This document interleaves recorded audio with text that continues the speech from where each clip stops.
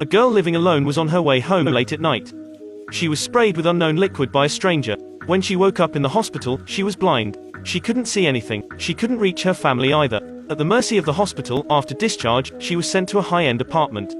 There was a spacious living room in the apartment, a neat kitchen and a window on the 9th floor overlooking the city scenery.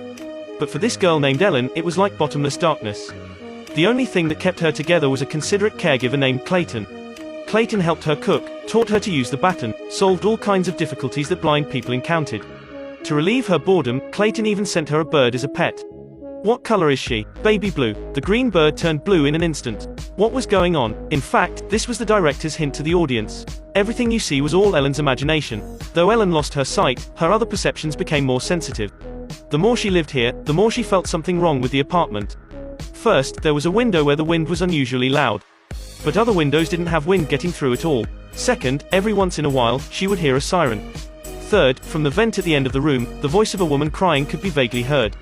She wanted to go out and talk to her neighbor. She didn't expect the neighbor to visit in person. She touched the neighbor. The neighbor had a scar on her face. She looked at the frightened Ellen and said a strange thing, "Don't trust anyone." Ellen told Clayton all these doubts, but he just brushed it off.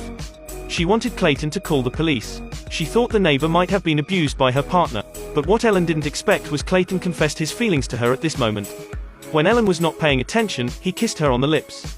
Ellen was very angry. She kicked Clayton out. In the evening, her door was opened. She thought it was Clayton who came back, so she called out his name, but no one answered her. No, this terrible atmosphere, it was the person who attacked her that night. Ellen wanted to go back to her room, but she was too late.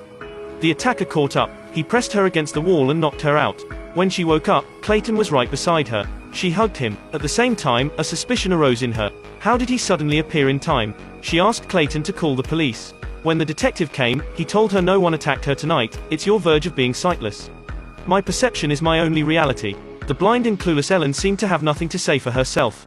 She could just talk to the one she trusted, her pet parrot, who was unable to fly even with a pair of wings.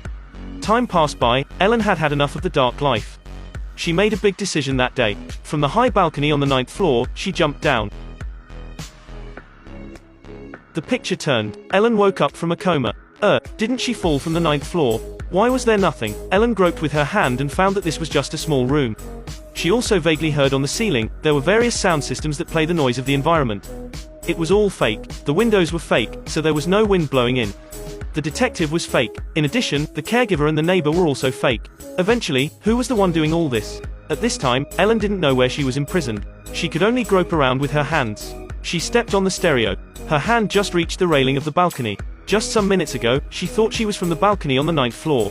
She crawled back to the room. What she had to do now was to escape from this place.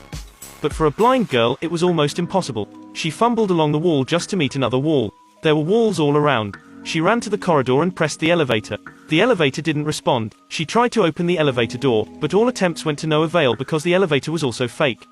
At this moment, Ellen finally collapsed. So many days she had lived in the world they made up. But after that, Ellen willed herself to calm down. She walked out of the door again. She happened to meet the neighbor who had just come home. She pretended to invite the neighbor to her house, then she turned on the tap and deliberately knocked down the lighter. She asked the neighbor to help her pick it up. When he neighbor bent down and was covered by the sound of the water. She whispered to her to jump off the balcony. After hearing that, the neighbor was frightened. When she was about to explain, there was a knock outside the door.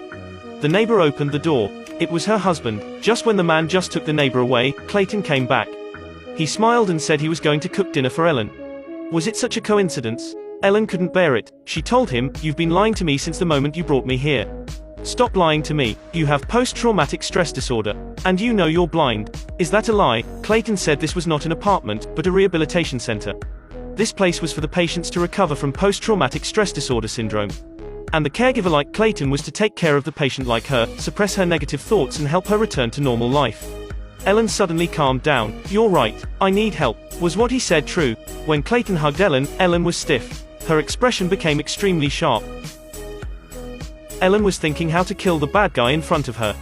Look how she does it. Ellen pretended to invite Clayton to dinner, then gently stroked his shoulder. Clayton let down his vigilance. Then Ellen poured wine for Clayton behind his back. She confirmed the position of the kitchen knife holder, then touched his shoulder again. She asked Clayton to help pick it up. While he bent down, she quickly groped the knife holder from the back. After confirming that there was no knife on it, she picked up the knife holder and knocked him out. She took out the key from him. She found a shock stick from his bag, then she hurried to the room next door, opening the neighbor's house with a key. She groped her way forward with the stick. This was really not an apartment. When she touched with her hands, she found a clothes hanger. There were all kinds of uniforms on it. She even found the clothes of the attacker that night. Ellen was surprised. All her experiences here was with the same guy. The one who made her blind, the doctor, the police, the nurse, even the neighbor's husband were all played by the same person. Suddenly, she heard a cry in the corner. Following the sound, she found the girl next door. From the girl next door, she learned Clayton's plan. It turned out that Clayton had a strong desire for control since childhood. After blinding Ellen, he kept her here to take care of her, feed her and control her step by step. He wanted to keep her for himself. Ellen broke down even more. What kind of love was this? He was just a plain psycho. The girl next door also sympathized with Ellen's experience. In elementary school, she also lived under the extreme control of Clayton. She thought when Clayton caught Ellen, she could escape from him. But she didn't expect him to intensify a new personality. He pretended to be her husband. At the same time, Clayton woke up. Ellen decided to get out of here with the neighbor. The neighbor told her the vent was the only way out. Ellen had to turn back the same way. As soon as she went out, she bumped into Clayton. He caught her in an instant and took her back to the control room, but that was what Ellen also wanted. She begged Clayton for mercy. At the same time, she tried to hear the direction of the vent. Taking advantage of Clayton's unprepared moment, she picked up the baton and hit him again. She came to the vent, prying it open with scissors. With such a small hole, how could she escape? But she felt something else from inside. That was a bottle of medicine. She opened it and smelled. It was the potion that blinded her that night. At this time, Clayton woke up.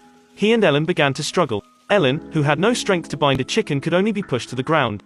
When Clayton wanted to end her, he was surprised to find there was an empty bottle in Ellen's hand. He shrank to the ground and screamed in pain. The taste of losing his eyes, he finally experienced it. The two girls who were once extremely controlled finally found the way out of the dark. That was the end of the movie.